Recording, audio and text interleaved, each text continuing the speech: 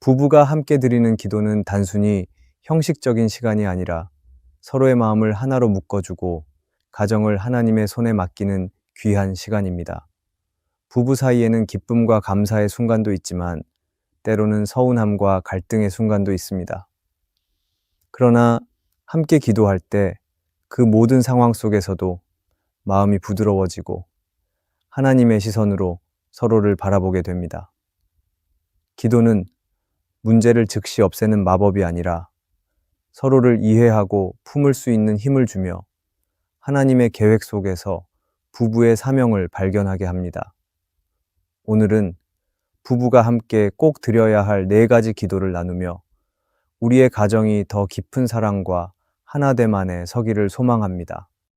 첫째, 서로의 약점을 품을 수 있게 해달라고 기도하세요. 부부가 평생 함께 살아간다는 것은 서로의 장점뿐 아니라 약점까지도 마주하며 살아간다는 의미입니다. 연애 시절에는 잘 보이지 않던 단점이 결혼 후에는 더 선명하게 드러나고 그로 인해 서운함이나 갈등이 생기기도 합니다. 이때 중요한 것은 약점을 바꾸려고만 하는 것이 아니라 그것을 품어줄 수 있는 마음을 갖는 것입니다. 그러나 우리의 힘만으로는 쉽지 않기 때문에 하나님께 기도하며 그 마음을 구해야 합니다. 성경은 사랑이 모든 허물을 덮는다고 말씀합니다. 이는 잘못이나 부족함을 무조건 눈 감아주는 것이 아니라 상대방을 향한 사랑이 약점보다 더 크기 때문에 그것을 덮고 지켜줄 수 있다는 의미입니다. 약점을 품는다는 것은 상대방의 부족함을 있는 그대로 받아들이고 그 약함 속에서 하나님의 은혜가 역사하도록 기다려주는 것입니다.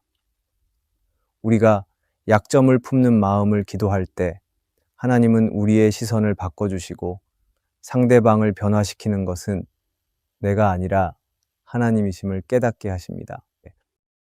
사도 바울은 고린도후서에서 자신의 약함을 자랑한다고 고백했습니다. 그는 약함을 부끄러워하지 않았고 오히려 그 약함 속에 하나님의 능력이 머문다고 믿었습니다. 부부 관계에서도 마찬가지입니다. 배우자의 약점은 하나님의 능력이 드러날 기회가 될 수 있습니다. 그러나 그 기회는 서로가 인내하며 품어줄 때 열립니다. 기도를 통해 그 인내와 사랑을 공급받을 수 있습니다. 현실 속에서는 작은 습관이나 성격 차이에서 오는 불편함이 쌓여 마음을 어렵게 만들 수 있습니다. 이때 그 문제를 당장 고치게 해달라는 기도보다 먼저 내가 그것을 이해하고 품을 수 있는 마음을 달라고 기도하는 것이 중요합니다. 하나님은 우리가 서로를 더 깊이 이해하도록 마음을 넓혀주시고 불편함이 사랑으로 덮이는 은혜를 주십니다. 또한 약점을 품는 기도는 서로를 안전한 사람으로 만들게 합니다. 누구나 자신의 부족함이 비난과 조롱이 아니라 사랑과 격려로 받아들여질 때 마음을 열고 변화할 용기를 얻게 됩니다. 하나님께서 우리를 있는 모습 그대로 받아주신 것처럼 부부도 서로를 그렇게 받아들이는 관계가 될 때 더 깊은 신뢰와 사랑이 싹트게 됩니다. 결국 서로의 약점을 품는 기도는 부부 사이를 지키는 큰 울타리가 됩니다. 완벽한 사람을 찾는 것이 아니라 불완전한 두 사람이 하나님의 은혜로 완전해져 가는 과정을 함께 걷는 것입니다. 그러므로 매일의 기도 속에 배우자의 장점만이 아니라 약점까지 품을 수 있는 사랑을 구해야 합니다. 그 기도를 통해 하나님은 우리의 가정을 더욱 단단하게 세우시고 서로를 향한 사랑이 변함없이 자라나게 하실 것입니다. 둘째, 서로를 하나님의 시선으로 보게 해달라고 기도하세요. 부부가 함께 살아가다 보면 처음에는 사랑과 설렘이 가득했던 마음이 시간이 지나면서 익숙함과 무뎌짐으로 변할 수 있습니다. 결혼 초기에 보였던 장점들이 점점 당연하게 느껴지고 오히려 작은 단점들이 더 크게 보이게 됩니다. 이때 문제를 해결하는 열쇠는 시선을 바꾸는 것입니다. 내 기준과 감정의 시선이 아니라 하나님이 보시는 시선으로 배우자를 바라보는 것이 필요합니다. 그러나 이 시선은 노력만으로 쉽게 생기지 않기 때문에 반드시 기도를 통해 하나님께 구해야 합니다. 하나님의 시선은 사람의 겉모습이 아니라 마음을 보십니다. 사무엘상 16장에서 하나님은 사람이 외모를 보거니와 나 여호와는 중심을 본다고 말씀하셨습니다. 우리가 하나님의 시선으로 배우자를 본다는 것은 그 사람의 현재 모습과 부족함을 넘어 하나님께서 그 안에 심어 놓으신 가치와 가능성을 보는 것을 의미합니다. 이 시선을 가지게 되면 지금 당장 눈앞에 보이는 문제보다 하나님이 만들어 가실 미래를 바라보게 됩니다. 예수님이 제자들을 부르셨을 때를 생각해 보십시오. 베드로는 성격이 급하고 실수도 많았지만 예수님은 그를 반석이라 부르셨습니다. 마태는 세리였지만 예수님은 그의 과거가 아니라 앞으로 하나님의 나라를 위해 쓰임받을 가능성을 보셨습니다. 하나님은 사람을 현재의 모습만으로 판단하지 않으시고 변화된 미래를 보시며 사랑하십니다. 부부가 서로를 향해 이러한 시선을 가질 때 관계는 훨씬 더 건강해지고 깊어집니다. 현실에서는 배우자의 부족한 점이 마음을 힘들게 만들 수 있습니다. 그러나 기도하며 하나님의 시선을 달라고 구하면 그 부족함 속에서도 하나님의 계획과 의도를 발견하게 됩니다. 예를 들어 성격이 느린 배우자를 볼 때 단순히 답답하다고 느끼는 것이 아니라 하나님께서 그 속도로 인해 더 신중하게 결정하고 평안을 누리게 하신다는 사실을 깨닫게 될 수 있습니다. 하나님의 시선으로 본다는 것은 또한 비교하는 마음을 내려놓는 것입니다. 세상의 기준으로는 더 나은 조건이나 성취를 가진 사람과 비교할 수 있지만 하나님의 시선은 전혀 다른 가치를 봅니다. 하나님이 내게 주신 배우자는 나를 빚고 세우기 위해 선택하신 가장 적합한 동역자입니다. 이 믿음이 생기면 비교와 불만은 사라지고 감사와 존중이 자리 잡게 됩니다. 결국 서로를 하나님의 시선으로 보게 해달라는 기도는 부부 사이를 새롭게 하고 사랑을 회복시키는 강력한 힘이 됩니다. 그 시선이 있을 때 부부는 서로의 부족함을 지적하기보다 가능성을 격려하게 되고 단점보다 장점을 더 많이 보게 됩니다.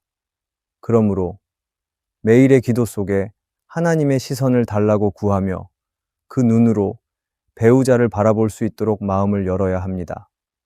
그렇게 할 때 가정은 하나님의 사랑과 은혜 안에서 더 단단히 세워지고 서로를 향한 존중과 사랑이 날마다 깊어질 것입니다. 셋째, 용서를 망설이지 않는 마음을 달라고 기도하세요. 부부 관계에서 갈등과 오해가 전혀 없는 경우는 거의 없습니다. 함께 살다 보면 작은 말실수나 행동으로 인해 서운함이 생기고 때로는 깊은 상처로 이어질 때도 있습니다. 이때 중요한 것은 문제를 완벽하게 피하는 것이 아니라 상처가 생겼을 때 용서를 망설이지 않는 마음을 가지는 것입니다. 그러나 인간의 마음은 상처를 기억하고 되새기는 경향이 강하기 때문에 용서는 결심만으로 되지 않습니다. 하나님께서 주시는 은혜와 힘이 필요하기 때문에 반드시 기도를 통해 그 마음을 구해야 합니다. 성경에서 예수님은 제자들에게 용서의 중요성을 여러 번 말씀하셨습니다.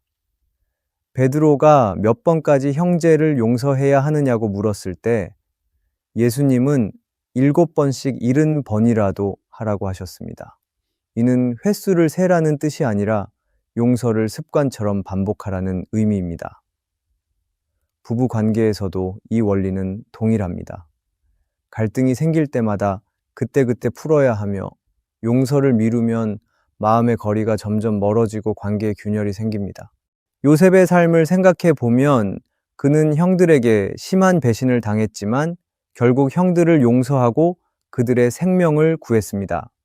요셉이 그들을 용서할 수 있었던 이유는 자신이 받은 상처보다 하나님의 계획을 더 크게 보았기 때문입니다. 부부도 마찬가지입니다. 배우자가 나에게 준 상처만 보면 용서가 어렵지만 하나님이 우리 가정을 세우시고 다스리시는 더 큰 그림을 보면 용서의 결단이 가능합니다. 용서를 망설이지 않는 마음을 달라고 기도하면 하나님은 우리의 시선을 상처에서 은혜로 옮겨주십니다. 그 은혜를 경험하면 상처를 붙잡고 있던 마음이 서서히 풀리고 오히려 그 상황이 관계를 더 깊게 만드는 계기가 될 수 있습니다. 용서가 쉬운 일은 아니지만 하나님이 용서하신 만큼 우리도 용서해야 한다는 사실을 기억하면 마음이 부드러워집니다. 또한 용서를 잘하는 부부는 서로에게 안전한 환경을 만들어줍니다. 실수나 잘못을 했을 때 비난과 공격이 아니라 이해와 용서가 기다리고 있다는 확신이 있을 때 마음은 열리고 관계는 더 단단해집니다. 이 안전함은 부부가 서로의 약함을 숨기지 않고 솔직하게 대화할 수 있는 기초가 됩니다. 결국 용서를 망설이지 않는 마음은 부부를 지키는 중요한 영적 무기입니다. 이것은 단순한 감정 조절이 아니라 하나님의 마음을 닮아가는 과정입니다. 그러므로 매일의 기도 속에서 하나님께서 주신 용서의 은혜를 깊이 경험하게 해달라고 구해야 합니다. 그렇게 할 때 부부는 갈등을 두려워하지 않고 오히려 갈등 속에서도 사랑과 신뢰를 지켜나갈 수 있으며 가정은 하나님의 평안 안에 견고히 세워질 것입니다. 넷째, 하나님이 세우신 부부의 사명을 발견하게 해달라고 기도하세요. 부부가 함께 살아가는 이유는 단순히 서로 사랑하고 의지하며 행복하게 사는 것에만 있지 않습니다. 하나님께서는 부부를 만나게 하시고 한 몸이 되게 하신 더 큰 이유와 목적이 있습니다. 그것이 바로 부부의 사명입니다. 사명을 발견한 부부는 단순히 함께 사는 동반자가 아니라 하나님 나라를 위해 함께 달려가는 동역자가 됩니다. 그러나 이 사명은 노력으로만 찾을 수 있는 것이 아니라 하나님께 기도하며 그분이 보여주실 때 온전히 깨달을 수 있습니다. 성경 속 아브라함과 사라의 이야기는 부부 사명의 좋은 예입니다. 하나님은 아브라함을 부르실 때 혼자가 아니라 사라와 함께 부르셨습니다. 약속의 자녀를 주시겠다는 하나님의 계획 속에서 사라의 역할은 매우 중요했습니다. 그들이 완벽하지 않았고 때로는 믿음이 흔들렸지만 결국 하나님의 언약을 함께 이루는 사명을 감당했습니다. 이처럼 부부는 하나님이 맡기신 일을 함께 감당하며 서로를 돕고 세워야 합니다. 팀 켈러는 그의 책 결혼을 말하다에서 이렇게 말했습니다. 결혼은 서로의 성장을 돕고 함께 하나님 나라를 확장하는 팀이 되는 것입니다.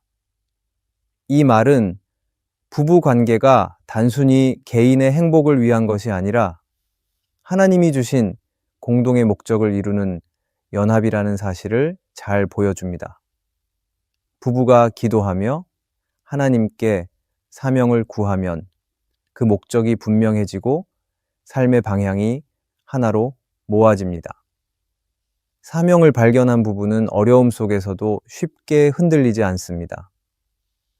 단순히 기분이나 상황에 따라 관계를 유지하는 것이 아니라 하나님이 맡기신 일을 끝까지 완수하기 위해 함께 걸어갑니다. 예를 들어 어떤 부부는 선교의 부르심을 받아 해외로 나아가기도 하고 또 어떤 부부는 지역 교회와 이웃을 섬기는 일에 헌신하기도 합니다. 사명은 크기와 형태가 다를 수 있지만 하나님께서 주신 부부의 사명은 반드시 그 가정을 통해 하나님의 영광을 드러나게 합니다. 또한 사명을 발견하면 부부는 서로를 바라보는 태도도 달라집니다. 단순히 집안일을 나누고 생활을 함께하는 동반자가 아니라 하나님께서 함께 달려가라고 붙여주신 동역자로 보게 됩니다. 그러면 상대방의 약점도 사명을 위해 채워줘야 할 부분으로 이해하게 되고 장점은 사명을 이루기 위한 하나님의 선물로 받아들이게 됩니다. 결국 하나님이 세우신 부부의 사명을 발견하게 해달라고 기도하는 것은 결혼 생활을 더욱 깊고 의미 있게 만듭니다. 이 기도를 통해 부부는 자신들이 왜 함께 있는지, 어떤 방향으로 나아가야 하는지 분명하게 알게 됩니다. 그리고 그 길을 걸어가는 동안 하나님께서 주시는 기쁨과 만족을 경험하게 됩니다. 그러므로 부부는 매일의 기도 속에서 우리 가정에 맡기신 사명을 보여주시고 그 사명을 끝까지 감당하게 하옵소서라고 간구해야 합니다. 그럴 때 부부의 사랑은 더 깊어지고 가정은 하나님 나라의 귀한 도구로 쓰임받게 될 것입니다. 부부가 함께 드리는 기도는 단순히 하루를 시작하고 마무리하는 습관이 아니라 가정을 하나님의 뜻 안에 세우는 영적 토대입니다. 서로의 약점을 품는 기도는 마음을 부드럽게 하고 하나님의 시선으로 바라보는 기도는 관계를 새롭게 하며 용서를 망설이지 않는 기도는 상처를 치유합니다.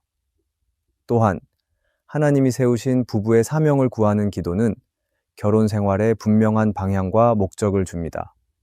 이렇게 함께 드리는 기도는 부부를 더욱 단단하게 묶어주고 하나님의 은혜와 평안이 가득한 가정으로 인도할 것입니다. 오늘의 말씀이 은혜가 되셨다면 댓글에 아멘이라고 적어주시면 감사하겠습니다. 여러분들이 남겨주시는 댓글은 정말 큰 힘이 됩니다. 그리고 여러분들이 눌러주시는 좋아요와 구독도 큰 힘이 됩니다. 오늘도 함께 해주셔서 감사합니다. 기도하겠습니다.